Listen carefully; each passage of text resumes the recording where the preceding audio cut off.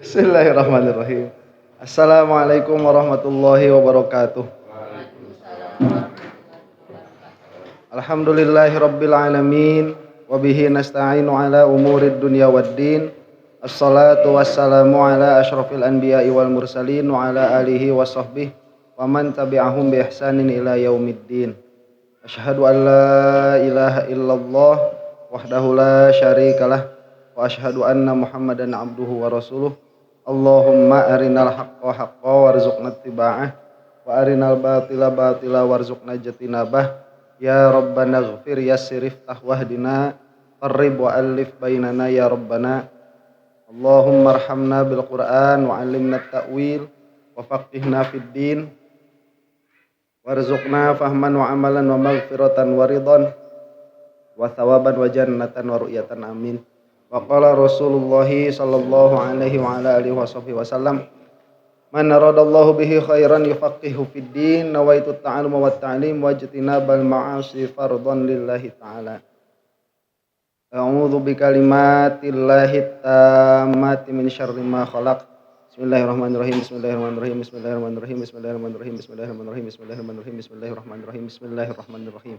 Subhanaka la ilma lana illa ma 'allamtana innaka antal alimul hakim. Al-Fatihah. A'udzu billahi minasyaitonir rajim. Bismillahirrahmanirrahim. Alhamdulillahirabbil alamin arrahmanir rahim maliki yaumiddin. Iyyaka na'budu wa iyyaka nasta'in ihdinas siratal mustaqim. Siratal ladzina an'amta 'alaihim ghairil maghdubi 'alaihim waladdallin. Bismillah. Para dengah yang nya. Hung-hungan.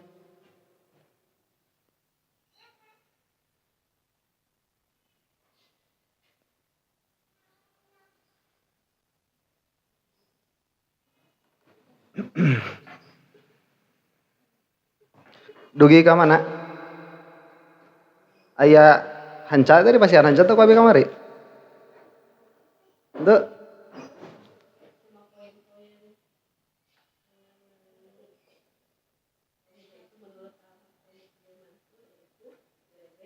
Dari pasihan apa? Dari pasihan halaman.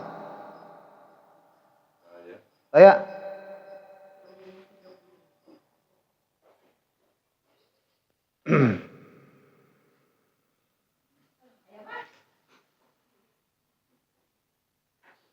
Ayolah. Bismillahirrahmanirrahim. Masih menjelaskan akidahnya para sufiyah. Jadi ini mah sampai akhir nanti kerjaannya apa? Marah-marahin Wahaboy. Bismillahirrahmanirrahim. Sama batiniyah ya. Tanazzaha an ahwali khalqihi. Laisa lahum min khalqihi mizajun wala fi fi'lihi ilajun. Bayanahum biqidamihi kama bayanuhu bihuduthihi. Allah itu bersih, tidak terkena, kosong dari ahwal makhluknya. Laisa lahu min khalqihi mizaj. Allah itu tidak memiliki campuran atau bahan atau watak dari makhluknya. Wala fi fi'lihi ilaj. Dan di dalam perbuatannya itu tidak ada proses. Bayanahum biqidamihi kama bayanuhu bihuduthihim. Allah itu menyalahi makhluk atau berbeda dengan makhluk biqidamihi karena kidamnya Allah, sebagaimana makhluk itu membedai Allah karena hadisnya makhluk. Nah ini. Jadi makhluk itu ada ahwal, ya, ada ahwal. Ahwal itu apa? Keadaan. Jadi kalau secara umum yang namanya ahwal itu nanti ada yang namanya al-mutaqabilat. Al-mutaqabilat itu seperti apa ya? Kalau makhluk itu ada pada kenyataan, dia pasti bisa kena sama yang namanya atas, bawah, kanan, kiri, depan, belakang. Nah Allah nggak kena itu, mustahil. Kemudian ada ahwal. Kita itu punya ahwal yang namanya sayang, marah, cinta. Allah itu tidak punya, ya, tidak kena. Jadi jika Al-Quran atau hadis mengatakan secara lafaz bahwa Allah itu mencintai kita begitu, nah itu sudah bukan ahwal makhluk. Itu sudah sesuatu yang berbeda. Makanya nanti dimaknainya harus berbeda. Ya. Nah, cinta itu jadi begini, ahwal-ahwal ya, secara hakikat biasanya para ulama itu membahas secara hakikat itu milik makhluk. Jadi seperti apa misalkan? Seperti kasih sayang. Nah, kasih sayang ini hakikatnya makna bagi makhluk atau makna bagi Allah. Nah, biasanya itu para ulama begitu karena kita lebih kenal kepada kasih sayang yang ada pada diri kita. Maka kasih sayang itu adalah milik makhluk. Tatkala dikatakan Allah itu mengasihi atau Allah itu menyayangi, maka itu majaz. Nah, jika majaz itu ada apa ya? Ada kemiripan, tapi tidak sama. Cuman kemiripannya ini tidak melazimkan adanya kemiripan. Kan bingung ya bahasanya teh. Kayak apa? Kasih sayang itu, mengasihi. Nah, mengasihi ini yang jadi sifat makhluknya apanya? Mailul qalbinya, kecondongan hatinya itu. Nah, ini yang menjadi khususiatul makhluk. Khususan makhluknya di situ. Nah, jika Allah Subhanahu wa taala itu mengatakan bahwa Allah itu mengasihi atau Allah menyayangi, yang tetap pada Allah itu bukan keadaan hatinya, tapi yang tetap pada Allah itu apa? Lazim dari keadaan hati itu. Nah, kita biasanya kalau mengasihi atau menyayangi, kita banyak pemberian. Nah, Allah Subhanahu wa taala itu sah disebut mengasihi atau menyayangi orang mukmin misalkan. Kenapa? Karena pemberian Allah kepada orang mukmin itu secara nikmat tidak akan ada habisnya.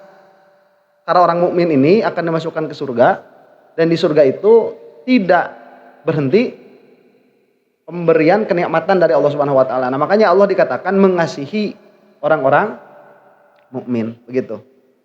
Nah, Allah itu kosong dari ahwal makhluknya. Nah, juga Allah itu tidak ada mizaj, tidak ada campuran, tidak ada bahan dari makhluk. Karena tidak bisa dikatakan memang Allah itu ada campuran, tidak bisa dikatakan sama sekali. Jadi pernah ada orang musyrik itu bertanya sama Rasulullah itu, ya Rasulullah, ya Muhammad, apa bahasanya itu, sif lana robbak. Ya Muhammad, sifatilah olehmu kepada kami Tuhanmu. Amin zahabin huwa, au min fiddatin, au min zubarjadin. Apakah dia itu dari emas, dari perak, atau dari batu bacan? Nah, itu. Rasulullah ditanya seperti itu, jawabannya gimana? Jawabannya begini, kata Rasulullah itu, Allah itu khaliqu kulli syai'. Allah itu yang menciptakan semua itu. Maka semua itu tidak mungkin jadi bahan bagi Allah. Begitu. Ya ala kulli halin, waalaikumsalam warahmatullah. Itu tidak ada bahan-bahan bagi Allah, itu tidak ada. Ya, karena Allah itu ilah. Nah, nanti ada pemahaman-pemahaman yang sesat seperti yang menyatakan Allah itu seperti udara begitu. Ya, masuk ke dalam tubuh. Itu sesat itu. Tidak boleh. Nah, Allah itu berbeda dengan makhluk sebagaimana makhluk berbeda dengan Allah. Allah berbeda dengan makhluk karena Allah itu kidam. Maka semua makhluk itu berbeda dengan Allah Subhanahu wa taala karena kekidaman Allah. Dan semua makhluk berbeda dengan Allah karena kehadisan makhluk. In qulta mata faqad sabaqal waqta kaunuh wa in qulta huwa falha'u wal wawu khalquh wa in qulta aina faqad taqaddamal makana wujuduh. Apabila engkau berkata kapan, Allah ini kapan adanya, ya. Maka Allah itu adanya melampaui semua waktu. Dalam pengertian kalau ini kan bahasa sufi ya. Kalau bahasa filosof, Kalau bahasa ahlul kalam itu Allah tidak terkena makulatul mata. Ya, dalam pengertian tidak sah ditanya bagi Allah itu kapan. Tidak sah. Karena adanya Allah melampaui semua masa. Maka Allah tidak terkena oleh masa. Tidak terkena waktu. Jadi yang namanya waktu itu dia amrun nisbi, dia perkara nisbi. Yang mana baru bisa dikatakan kepada dua hal yang bergerak. Dua hal yang berubah. Saya berubah, dia berubah. Nah, perubahan saya ini bisa dinisbahkan kepada perubahan sesuatu yang ini. Nah, kalau seperti itu dia bisa dikatakan terkena oleh waktu. Ya, makanya misalkan jam berapa mau makan, misalkan jam 6:30. Nah berarti kita itu menunggu keadaan kita bergerak untuk makan, menunggu apa? Menunggu pergerakan jam ini sampai pada angka berapa tadi? 6:30. Jadi setengah dari 7. Akhirnya nunggu di situ jam yang gedenya itu ya. Jarum yang gedenya itu, jarum yang kecilnya. Yang panjang detik. Yang tengah-tengah menit. Nah itu apa? Nunggu dulu itu bergerak di situ. Ya 6:30. Jadi nah kalau Allah Subhanahu wa taala itu tidak terkena oleh gerak. Allah itu bukan makhluk, tidak terkena oleh diam, tidak terkena oleh gerak. Maka tidak bisa dikatakan Allah Subhanahu wa taala itu terkena oleh waktu. Wa in qulta huwa fal ha'u wal wawu khalquh. Nah, sekarang begini, kalaupun kamu mengatakan huwa, dia, huruf D, huruf I, huruf A itu pun makhluknya Allah. Ciptaan Allah. Huwa, ha, wawu itu pun ciptaan Allah. Wa in qulta aina faqad taqaddamal makana wujuduh. Dan apabila engkau mengatakan atau bertanya di mana, Allah itu ada sebelum mana-mana ada. Maka tidak bisa dikatakan Allah di mana. Jadi nanti tidak semua pertanyaan itu bisa dijawab. Termasuk pertanyaan yang tidak bisa dijawab itu aina bagi Allah. Di mana? Nah, orang-orang Wahabi itu bego tuh. Ya. Begonya kebangetan. Ditanya Allah di mana, dijawab Allah di arsy. Ya, kalau enggak dijawab Allah di langit. Alasannya itu karena hadis pun mengatakan demikian. Rasulullah bertanya, "Aina Allah?" Di mana Allah? Dijawab sama sahabat, "Fis sama." Di langit. Makanya kita bilang Allah di langit. Nah, itu bego. Di mana letak kebegoannya itu? Letak kebegoannya itu sahabat yang dimaksud itu belum pernah mengatakan di langit. Yang dia katakan itu fis sama. Dan maksud Rasulullah bertanya aina itu bukan bertanya tempat. Makanya suka ditanya, kamu lagi di mana? Dijawab di hatimu, cenepan sebel. Ya itu bukan pertanyaan aina dalam pengertian makan, itu bukan. Ini untuk membedakan antar apakah si hamba atau apakah si orang, ya karena sahabat yang ditanya ini hamba sahaya. Apakah si hamba yang ditanya ini dia musyrik atau tidak? Kalau dia musyrik, dia akan mengatakan Allah di mana? Fil Ka'bah. Karena di Ka'bah itu banyak patung. Ya. Kalau menyebutkan fis sama, berarti bukan musyrik. Nah, itu yang dimaksud tuh. Makanya as-sama itu jangan dimaknai langit. Karena memang sahabat itu bukan memaknai langit saat mengatakan hal itu. Karena as-sama itu dari apa? Dari sumu. Sumu itu apa? Tinggi. Jadi makna perkataan sahabat itu ainallah fis sama itu ai apa? Kalau kita yang memahaminya begitu ya dengan bahasa Arab yang baligh, maha suci dari tempat begitu. Makanya bilangnya fis sama. Karena kita ini gini, saya nanya, langit itu mulainya dari mana? Permulaan langit itu. Langit itu sebenarnya ada mentoknya kayak langit-langit ini enggak?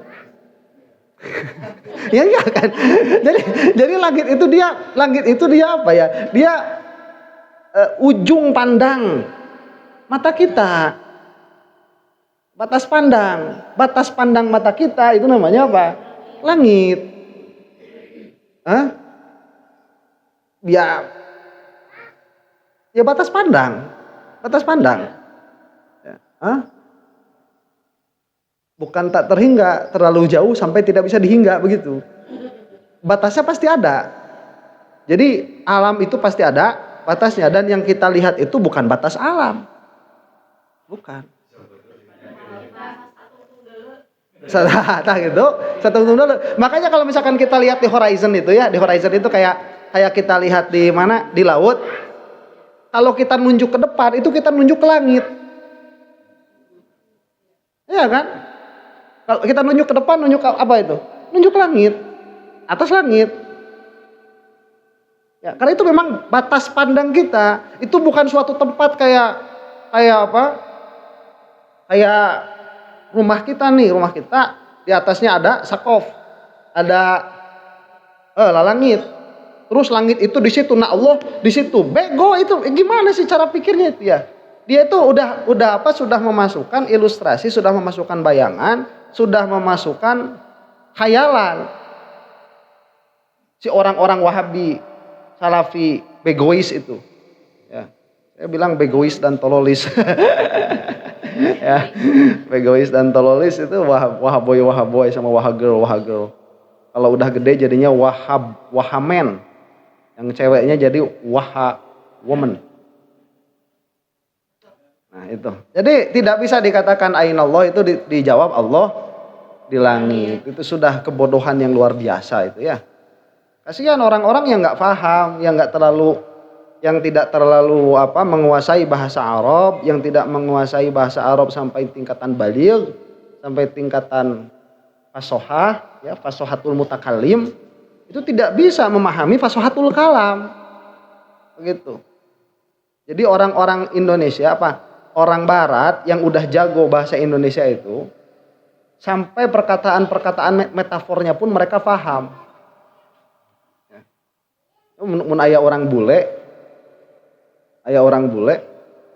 bisa ngomong bahasa Sunda sampai di sehari-harinya itu bahasa-bahasa majaz keluar.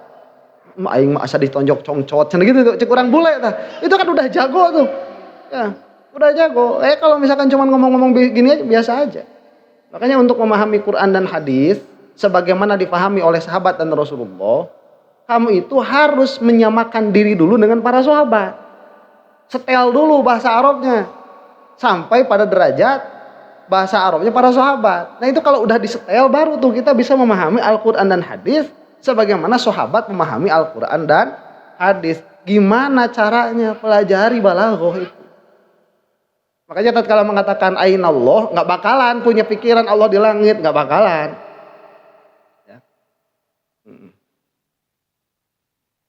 Nah, fal hurufu ayatuhu wa wujuduhu itsbatuhu wa ma'rifatuhu tauhiduhu wa tauhiduhu tamyizuhu min khalqi ma tusawwiru fil auham fahuwa ta'ala bi khilafih. Maka huruf adalah ayat-ayatnya Allah dalam pengertian menunjukkan kepada adanya yang membuat.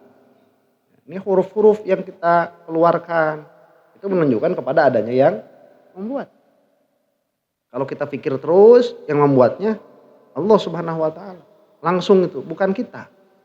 Ya, jadi huruf-huruf yang keluar dari mulut saya dari tadi ini kalau kita pikirkan sampaikan ke wahdaniyat fil af'al, itu yang mengadakannya siapa?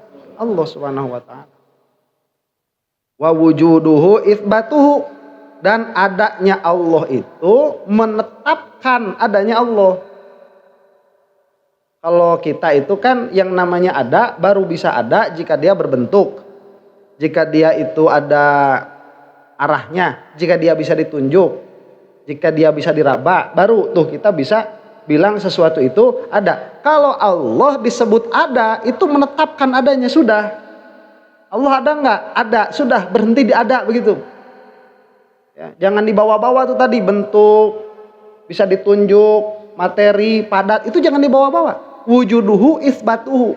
Kita mengatakan Allah ada, itu kita menetapkan adanya Allah. Sudah kita katakan Allah ada, sudah.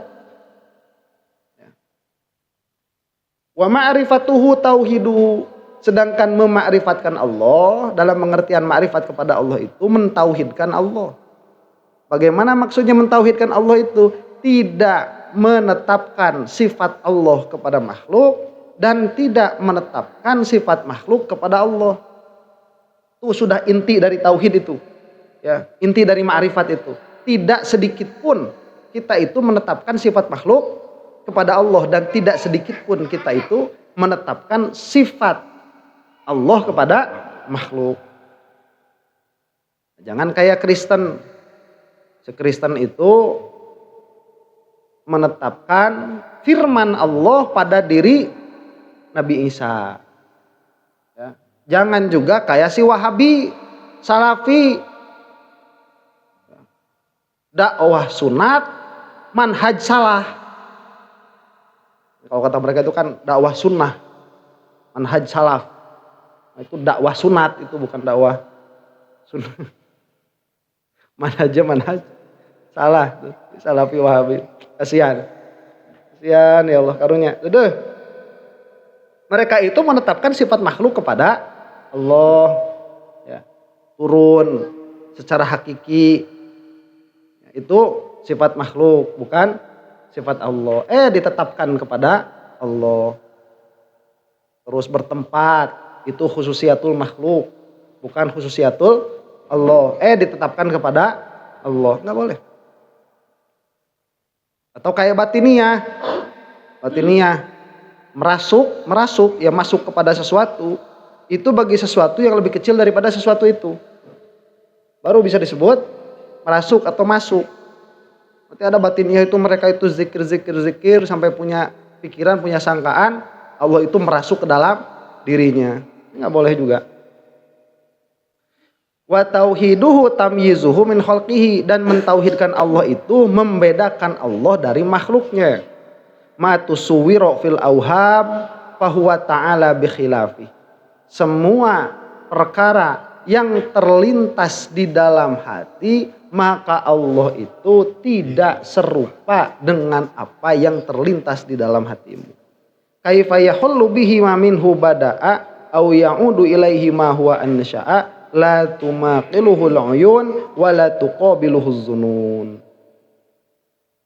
Bagaimana mungkin sesuatu yang diciptakan oleh Allah bisa menetap pada diri Allah?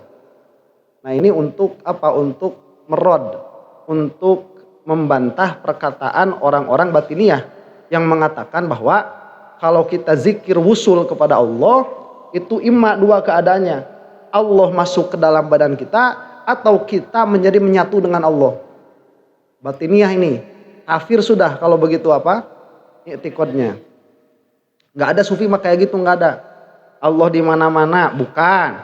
Kita menyatu dengan Allah, bukan. Allah menyatu dengan kita, bukan. Enggak seperti itu. Kalau kata si Wahabi, terus kumaha tuh. Jadi si Wahabi mah enggak bisa paham ada itu. Dia hanya isbat. Maksud hanya isbat itu yang menetapkan ada, begitu. Nah, si Wahabi mah kalau ada itu dia harus materi, harus jirim. Jadi kalau enggak jirim enggak kepaham. Nah, coba kata mereka tuh gini, kamu mah cenah Asy'ariyah bingung ya, Tuhan itu di atas enggak, di bawah enggak, di kanan enggak, di kiri enggak. Yang kayak gitu mah enggak ada gitu, kata si siapa? Wahabi. Bego memang si Wahabi itu tidak bisa membedakan antara ada dan lazim dari jisim. Ya, atas, bawah, kanan, kiri itu mah lazim dari jisim. Kalau memang sesuatu itu dia jisim dan ada, pasti ada di salah satu yang disebutkan tadi. Atau kalau dia tidak kena oleh sesuatu yang disebutkan tadi, dia pasti tidak ada kalau dia jisim.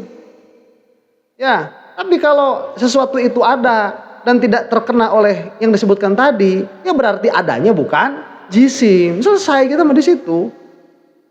Ya, gampang kita mah. Si Wahabi itu kok ribet banget pikirannya itu. Ini lucunya Wahabi itu ya, mereka itu nggak bisa berpikir. Jadi ada ulama namanya Syekh Fakhruddin Ar-Razi, kita tahu semua kan ya Syekh Fakhruddin Ar-Razi. Nah, Syekh Fakhruddin Ar-Razi itu kan tukang mikir tuh. Ya, beda sama Ibnu Taimiyah. Ibnu Taimiyah itu bukan tukang mikir, dia itu tukang nukil.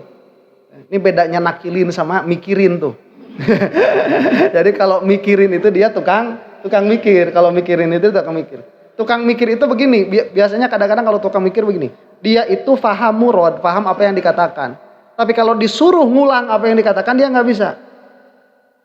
Itu tukang mikir. Jadi omongan ustadz itu dipikir sampai dia paham apa yang dimaksud sama sang ustadz ini, dia paham. Dipikirin begitu, oh iya paham. Nah dia ya disuruh balikan lagi nggak bisa. Ya, coba ucapkan apa yang dikatakan ustadz, nggak bisa. Nah itu tandanya orang tidur waktu ngaji. Itu tandanya orang tidur lagi ngaji. Itu mikir. Kalau tukang nukil itu biasanya dia itu cepat ulangi, ya cepat. Gitu. Ya paham nggak? Itu kayak anak kecil ngapalin lagu cinta tuh. Ya itu cepet hafal, ngerti kagak tuh si anak kecil itu. Nah Ibnu Taimiyah itu dia tukang nukil. hafalan Qur'annya bagus lah, jangan ditanya tuh. Apa hafalan hadisnya juga banyak. Tapi kalau disuruh memahami Quran, disuruh memahami hadis, acak-acakan. Ibnu Taimiyah itu apalagi yang berkaitan dengan sifat Allah Subhanahu wa taala. Nah, Syekh Fakhruddin Ar-Razi ini pernah berpikir seperti ini. Jadi ada fatroh, katanya begini. Kausalitas ya. Kausalitas itu kan bertanya kenapa. Bertanya bagaimana? Ya, bertanya bagaimana caranya ini air bisa mendidih kan gitu. Nah, ini kausalitas tuh. Bagaimana kalau kenapa itu dia ilat. Ya, ilat. Jadi tujuan motif di sebalik itu. Kenapa air dipanaskan? Buat nyeblok banget kamu. Nah, itu kan kenapanya ya. Kalau how, bagaimana itu dia proses. Nah, proses terjadinya begitu. Ini biasanya kausalitas itu kepada bagaimana. Nah, kebagaimanaan ini dia sudah tertanam di dalam diri manusia, kata Syekh Fakhruddin Ar-Razi. Itu jadi sudah jadi fatrah. Jadi manusia itu tidak puas sampai dia itu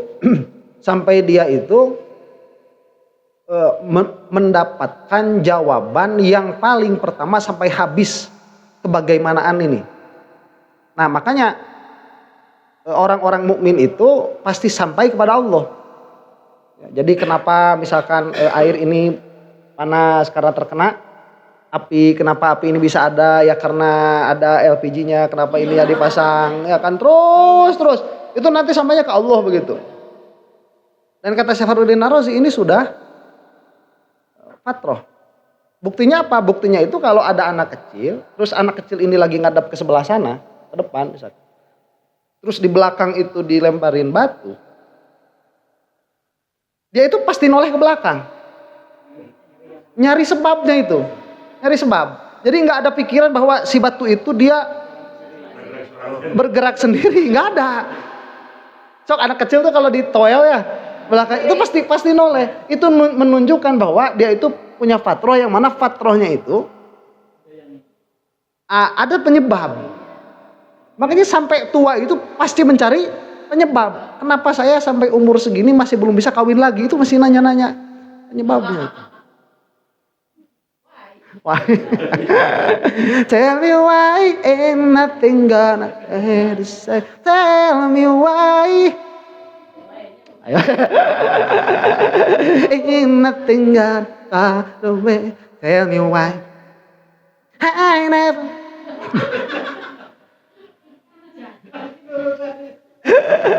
Aduh, apa? Tell me why. Nah, si Ibnu Taimiyah ini dia pengen nyoba-nyoba mikir kayak Syekh Fakhruddin Ar-Razi. Dia kan punya i'tiqad Allah di aras. Kata dia begini, ini sudah fatroh. Sudah fatroh. Allah itu di aras, orang itu sudah mengetahui dengan fatroh. Jangankan orang, semua makhluk tahu Allah di aras itu dengan fatrohnya. Maka orang yang mengatakan Allah tidak di aras itu tidak punya fatroh. Dia sedang tidak menggunakan fatrohnya. Apa buktinya? Buktinya kalau kita berdoa, kita menengadahkan tangan ke atas.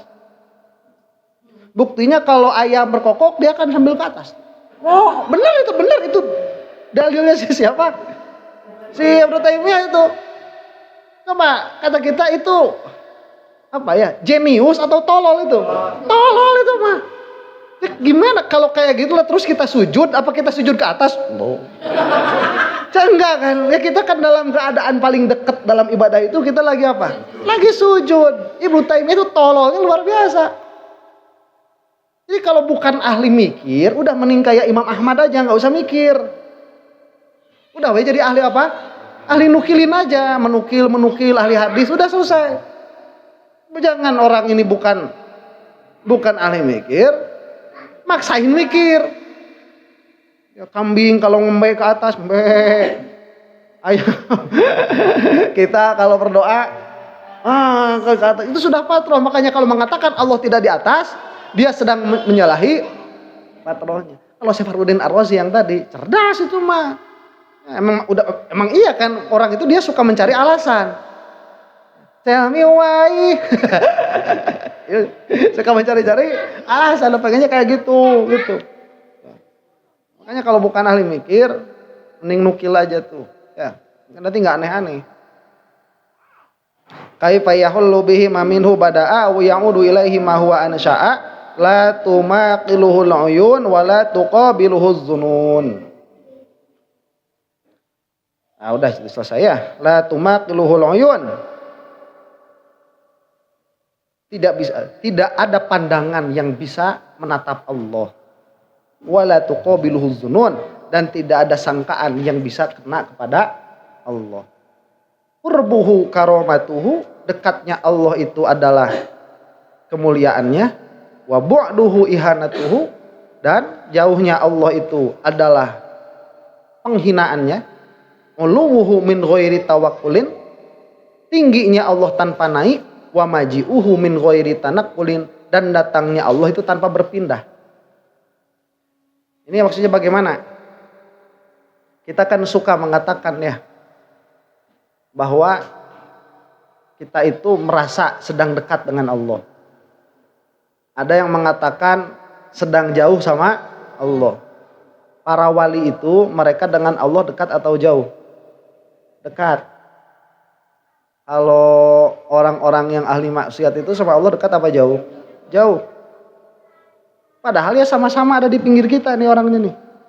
Tapi kok nih yang satu wali, yang satu ahlul maksiat. Yang satu dekat kepada Allah, yang satu jauh kepada Allah. Nah, jauh dekat jika dia itu disandarkan kepada Allah, dia bukan jarak. Tapi apa? Memuliakan dan menghinakan. Jadi apabila Allah ini memuliakan hambanya, berarti hamba ini dekat dengan Allah. Apabila Allah ini menghinakan hambanya, berarti hamba ini jauh dari Allah. Apa patokan memuliakan dan menghinakan itu? Nah, patokan memuliakan dan menghinakan itu, apakah seseorang ini sedang diberi taat atau sedang diberi maksiat oleh Allah? Jika sedang diberi maksiat, maka dia sedang dihinakan. Apabila dia sedang taat, berarti dia sedang dimuliakan. Berarti tatkala dia sedang taat, dia dekat. Tatkala dia sedang maksiat, dia jauh.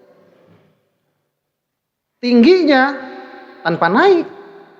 Kan dikatakan uluwan kabira subhanahu wa ta'ala. Allah itu maha tinggi. Lah tingginya itu tanpa naik dalam pengertian bukan tinggi arah dan jarak, bukan.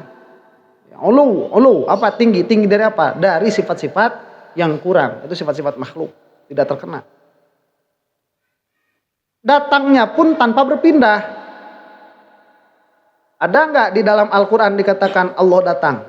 Ja'a begitu. Ada itu. Ya, pakai ja'a, telah datang. Wa ja'a rabbuka. Wa ja'a rabbuka wal malaku soffan. Ya, itu dikatakan memang di dalam Al-Quran, dinisbahkan maji, kedatangan kepada Allah. Tapi datangnya Allah itu ya jangan dipikir kayak datangnya raja gitu ya, ke tempat pengumuman. Sebentar lagi Allah akan datang. Subhanallah, nggak seperti itu. Ya, di ghairi tanak kulit. Huwal awwalu wal akhir waz zahiru wal batin al qaribul ba'id alladzi laisa kamitslihi syai'un wa huwas samiul basir. Dialah yang awal dan yang akhir, yang zahir dan yang batin, yang dekat dan yang jauh, yang tidak ada sesuatu apapun yang semisil dengannya, dan dialah yang sami' dan dialah yang basir. Wal awwal wal akhir, ini tanakud kan? Apakah awal dan akhir bisa bersatu dalam satu perkara? Sebenarnya nggak bisa. Nah, cuman Allah mengatakan, apa akidahnya para sufi itu mengatakan wal awwal wal akhir. Maksudnya apa? Tidak ada awal bagi Allah, tidak ada akhir bagi Allah, begitu.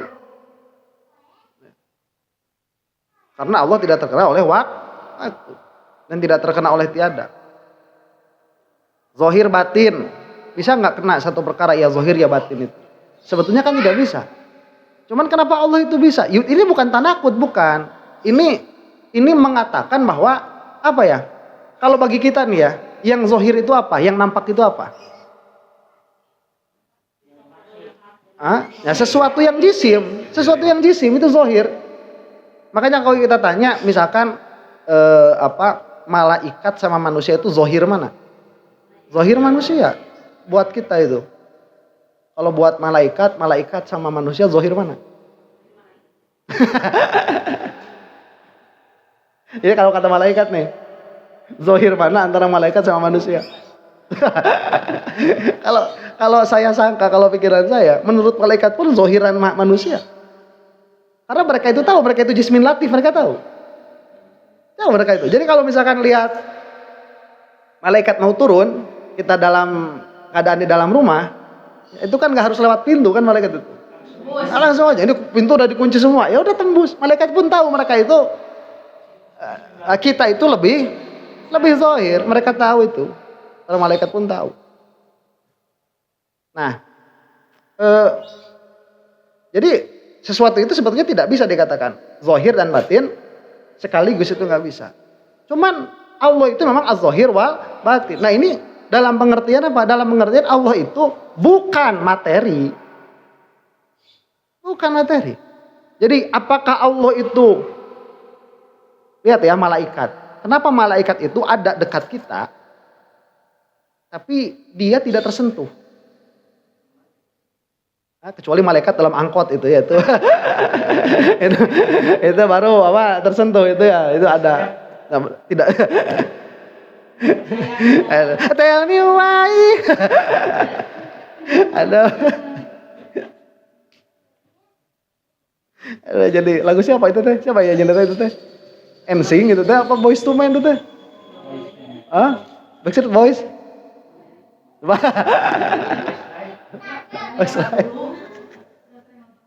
Halo. Apa tadi sih? Malaikat ya. Nah, kenapa malaikat itu dekat tapi dia itu tidak tersentuh? Kenapa? Ya, kalau mereka halus. Bukan tidak diidrok. Kalau tidak diidrok itu kayak kita buta. Kalau orang buta itu kalau dia masuk ruangan, terus di ruangan itu ada gelasnya kelihatan nggak? Enggak. Ya kalau tertajong itu, tertajong nggak? Ya tertajong. Ya tetap tertajong. Apa tertajong itu bahasa Indonesianya? Tersandung. Tersandung. Itu mah film nasi siapa dulu? Anjasmara ya? Oh tersanjung gitu mah. Oh tersayang. Ya tersayang. Cuma tersandung. Orang buta itu kan nggak bisa ngelihat gelas-gelas kan di depannya itu. Tapi kalau tersandung. Ini kalau kita ini cuman nggak bisa lihat malaikat cuman gara-gara mata kita tidak takluk dengan malaikat, ya kita bakal terkena juga. Itu bukan cuman gara-gara nggak takluk, memang ya hakikatnya nggak takluk, cuman malaikat ini dia terlihat tidak terlihat karena dia batin, lembut begitu. Jadi terkena oleh tangan itu dia nggak begitu, ya, nggak terkena. Nah kalau Allah itu tidak terlihat bukan karena seperti itu, bukan. Jadi jangan dipikir Allah itu latif seperti itu, jangan. Enggak seperti itu. Jadi Allah itu al-batin, tapi Allah juga az-zahir. Itu al-batin itu enggak kayak malaikat begitu, enggak kayak jin. Kalau malaikat sama jin sama enggak? Ya maksudnya begini. Malaikat bisa lihat jin nggak? Bisa. Jin bisa lihat malaikat nggak? Nah, bisa. Jin itu bisa melihat. Ente kudu bisa jadi jin heula apa aja kernya. Udah aya keterangan nana. Aya keterangan nana. Apa ge apal cara nu kawin deui teh ripuh. Abi can pernah kawin deui. Kan cenah ya Pak. Wah.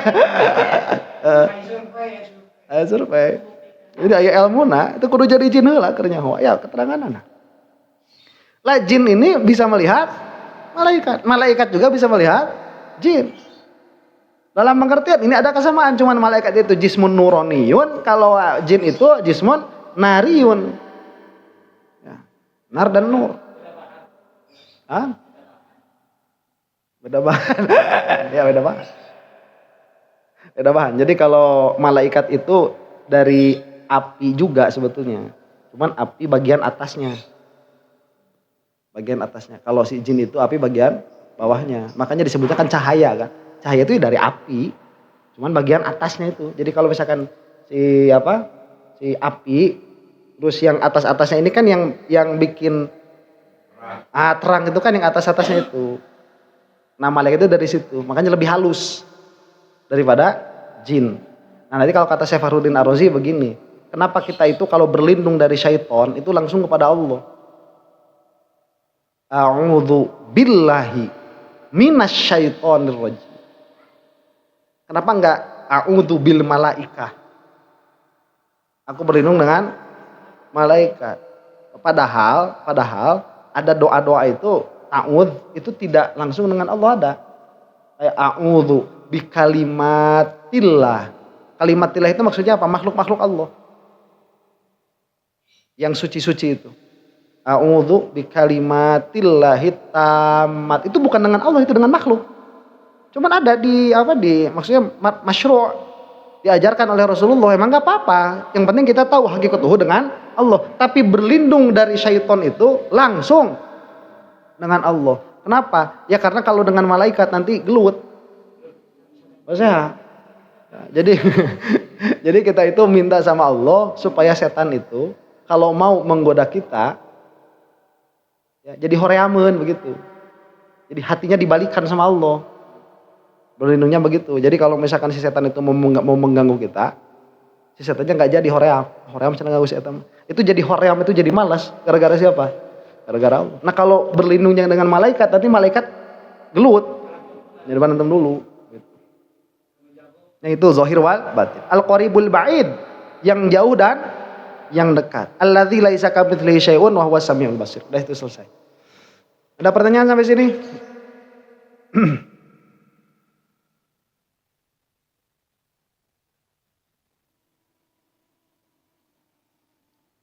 Ada pertanyaan?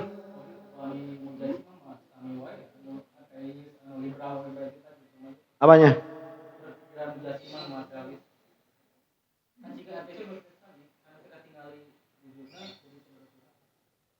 Ya ada kemiripan. Cuman bedanya begini. Ateis itu nanti banyak juga alasannya itu. Ya. Seseorang itu dia ya kalau kata Syekh Fakhruddin Ar-Razi emang akhir-akhirnya nggak percaya Tuhan juga. Pada akhirnya begitu. Jadi kalau kita lihat lazim orang yang mengatakan Allah di aras itu sebetulnya ateis juga begitu. Kalau kita lihat lazimnya begini, kita bisa nggak bilang Wahabi itu kafir? Nggak bisa. Tapi kita bisa bilang Wahabi itu ahlul bid'ah. Kenapa? Karena tatkala mengatakan sesuatu itu begini atau begitu, perkataan itu dia tidak berhenti di situ, tapi pasti ada lawazimnya. Paham ya? Kalau misalkan saya katakan bahwa yang namanya syaitan itu terbuat dari api, berarti ada lazimnya. Apa lazimnya? Panas. Makanya kita banyak kisah Nabi Ayub itu sampai seluruh badannya kena gatal, itu karena ditiup sama iblis tuh. Karena ditiup sama iblis. Terus ada Fir'aun. Fir'aun itu pernah ngobrol sama iblis. Ditanya sama iblis tuh heran. Fir'aun, kamu itu kok bisa ngaku sebagai Tuhan? Itu gimana ceritanya? Kata Fir'aun, seluruh ahli sihir yang ada di negeri saya tunduk sama saya. Apa saya ini kalau bukan Tuhan? Coba kata iblis itu, kumpulin semua tukang sihir itu. Kumpulin semua tukang sihir. Coba keluarin semua keanehannya. Keluarin semua keanehan. Sama iblis, keanehan semua yang dikeluarin sama ahli sihir itu cuman sekali tiup hangus semua. Terus bilang sama Fir'aun, Fir'aun kata iblis, kamu itu gobloknya kebangetan. Saya ini jauh lebih sakti daripada tukang sihir kamu. Saya loh nggak ngaku Tuhan. Kamu itu cuman bisa bayar tukang sihir ngaku Tuhan, iblis. Jadi ada lawazim kalau mengatakan iblis itu dia dari api, berarti dia panas. Ada lazim. Nah si Wahabi ini dia mengatakan Allah di atas. Sebetulnya itu kalau mengatakan Allah di atas berarti ada lazimnya sebetulnya. Lazimnya apa? Berarti Allah terbatas. Karena atas bukan bawah, bawah bukan atas. Berarti Allah terbatas. Kalau Allah terbatas berarti Allah ada ukurannya. Kalau ada ukurannya berarti Allah ya jisim. Nah Banyak lawazimnya itu, cuman mereka itu bilang enggak gitu juga, itu kan di pikiran kamu aja. Oh ya udah, berarti mereka itu mengatakan sesuatu tapi memutuskan lazimnya. Nah yang seperti ini enggak kafir, yang seperti ini apa? Bid'ah. Kalau mereka mengakui, iya emang Allah itu ya bisa ditunjuk ya, kalau kita salaman sama Allah bisa, udah kafir itu. Kalau lazimnya diakui. Tapi kalau lazimnya itu tidak diakui, ya sudah, mereka ahlul bid'ah. Berarti mereka pun nggak paham apa yang mereka omongkan. Mereka pun nggak paham apa yang mereka bicarakan begitu. Nah, apa? Lawazim. Terus kalau dikatakan begini tadi, Allah itu kan tidak di atas, tidak di bawah, tidak di kanan, tidak di kiri. Berarti kalau begitu nggak ada dong kata mereka itu. Asy'ariyah itu membingungkan. Allah itu kok nggak kena tempat, di atas enggak, di bawah enggak, di kanan enggak, di kiri enggak, di depan enggak, di belakang enggak. Itu enggak ada yang kayak gitu namanya. Lah itu mirip-mirip ateis tuh. Karena bagi mereka itu ada itu harus materi. Cuman apa ya, si Wahabi itu kalau ditanya gini, bagi kita ini kenapa Allah tidak terlihat? Jawaban kita apa? Nggak tahu. Karena Allah tidak menciptakan di dalam diri kita kemampuan untuk melihat Allah. Kalau si Salafi ditanya kenapa Allah tidak terlihat, kejauhan. Si Salafi mah gitu jawabnya, kenapa Allah tidak dilihat? Kejauhan. Allah di arsy, kita di sini. Jadi jadi alasannya sama. Kenapa patung Liberty nggak kelihatan? Jawaban mereka apa? Jawaban kita apa? Kejauhan. Oh, ya. Kenapa patung Liberty tidak kelihatan? Apa yang dekat tidak terlihat tapi jauh terlihat? Kesalahan. Ada gajah di pelupuk mata, tidak kelihatan, tapi samut di seberang lautan jelas kelihatan. Keterlaluan. jeng. Aduh, jadi babaturan nasi gupron ayo nama si mangga. Ada kalau pondok ya. Gimana sih itu ya? Jadi jawabannya si Salafi mah apa? Kejauhan.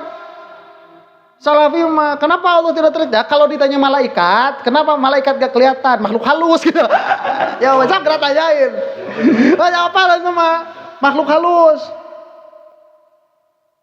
Mungkin kalau ditanya juga, kalau dekat kelihatan nggak? Kalau kita bisa bekerja, kayaknya sih nggak. Kenapa halus juga Allah? Mungkin gitu juga sih Salafi balik resedeng.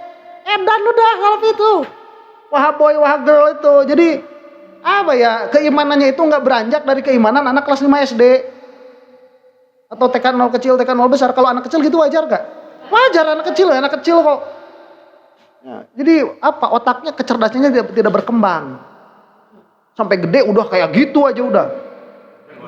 Gus jenggotan panjang-panjang, otak tuh masih SD. Wahabi Salafi itu, ya sebel tuh dah. Ala kalian, sebel we. Ya, kalau saya itu sekarang udah nggak punya kasihan. Udah nggak punya kasihan. Soalnya kenapa ya? Kalau misalkan udah jengkel, kalau harusnya itu ya, kalau orang itu sama umat Rasulullah itu apa? Rahman. Itu banyak apa? Kasihan. Kalau saya bukan udah nggak bisa, lagi nggak bisa kasihan sama Wahabi udah lagi nggak bisa. Kok tolol saya dulu, keterlaluan. Itu kalau kita ngomong itu mereka nggak mau dengerin, udah jengkel, nggak mencari kebenaran. Kalau mencari kebenaran, ya terus mereka itu salah, kasihan. Tapi kalau kayak gitu, tolol gitu. Ya. Jangankan jauh-jauh, mereka itu nggak bisa membedakan antara Al-Quran dan terjemahan Al-Quran. Mereka itu nggak bisa membedakan antara lafaz dan maksud. Kalau mengatakan ini loh dari Rasulullah, apanya lafaznya apa maksudnya? Kalau lafaznya dari Rasul, musalamah. Tapi kalau maksudnya dari Rasul, sebentar, kamu tahu dari mana yang dimaksud Rasul itu anu? Nah, mereka mah dari maksud-maksudnya pun dinisbahkan kepada Rasul, padahal mereka belum pernah bertemu dengan Rasulullah. Makanya orang tukang bohong, tukang tipu yang salah macam-macam kadzab. Salafi Wahabi itu udah. Dakwah sunat, manhaj salah. Si wah boy sama si wah girl. Ada pertanyaan?